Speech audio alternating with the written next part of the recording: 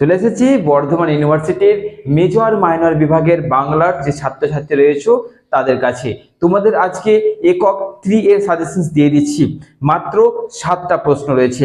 7টা প্রশ্নের মধ্যে প্রথম 6টা প্রশ্ন হচ্ছে তোমাদের মেজর মাইনর উভয় ছাত্রছাত্রীদের জন্য, এবং যে 7 নম্বর প্রশ্নটা সেটা শুধুমাত্র মেজর ছাত্রছাত্রীদের জন্য। এই কটা কোশ্চেন এই একক 3 থেকে তোমাদের করতে হবে। যদি করতে পারছো একক 3 থেকে কোনো কোশ্চেন এখান থেকে বাদ যাবে না। আমি তোমাদের পরিষ্কার করে বলে দিচ্ছি, প্রত্যেকটা কোশ্চেন্সের পেছনে একটা করে লজিক রয়েছে, ভালো করে শুনবে। এই কটা কোশ্চেন্সের এই লজিকগুলোকে যদি বুঝে যাও তাহলে একক 3 থেকে কোনো কোশ্চেন্স এর বাইরে তোমাদের চাইলেও আসতে পারবে না। তো চলো দেখে নাও আমার আদরের সেকেন্ড সেমিস্টারের ছাত্রছাত্রীদের মেজর মাইনর বাংলার মাত্র একক দিয়ে 7টা প্রশ্ন। 6টা প্রশ্ন বলছি শোনো, ওই 6টা প্রশ্ন মেজর মাইনর উভয় পক্ষের আদরের ছাত্রছাত্রীদের। প্রথম প্রশ্ন হচ্ছে পদ্মাপুরাণ কাব্য রচনায় বিজয়গুপ্তের কৃতিত্ব, অর্থাৎ এটা টিকা হিসেবে আসতে পারে। পদ্মা পুরাণ কাব্য রচনায় বিজয়গুপ্তের কৃতিত্ব। তারপরে চণ্ডীমঙ্গল কাব্যের তৎকালীন যে সমাজ জীবনের ছবি ফুটে উঠেছে বা বৈশিষ্ট্য আলোচনা করো। 3 নম্বর মুকুন্দরাম চক্রবর্তীকে কি দুঃখবাদী কবি বলা যায়, আলোচনা করো। ধর্মমঙ্গল কাব্যকে রাঢ়ের জাতীয় মঙ্গল কাব্য বলা হয় কেন, এখানে ধর্মদেবতার স্বরূপগুলি আলোচনা করো।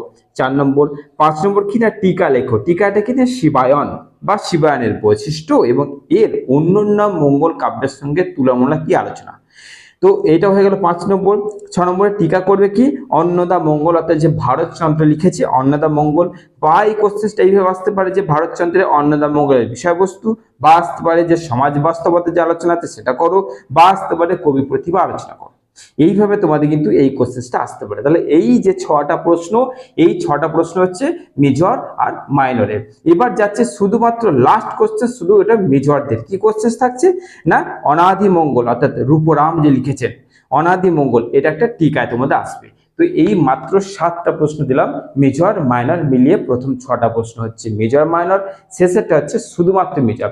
তোমাদের কিন্তু আমি ধরে বেঁধে ভেঙে ভেঙে দিচ্ছি, বুঝতেই পারছো কেন দিচ্ছি, তাই বেশি আলোচনা করব না। যারা কন্টিনিউ দেখছো আস্তে আস্তে বিশ্বাস করে প্ল্যাটফর্মটাকে বোঝো যে আমি অ্যাকচুয়ালি সাজেশনসটা এইভাবে দিচ্ছি না যে গাদা নয়, আমি ভেঙে দিচ্ছি।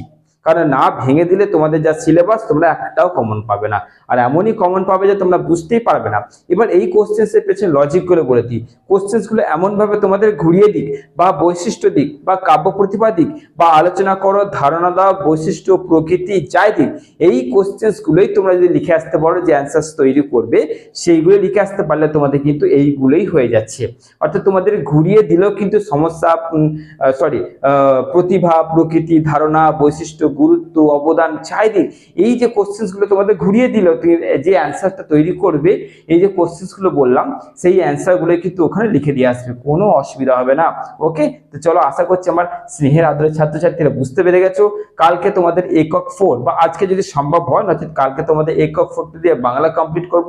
তারপর আস্তে আস্তে যত কম্পালসারি সাবজেক্ট আছে প্রত্যেকটা কিন্তু ধরে বেঁধে সাজেশন তোমাদের নিয়ে আসবো।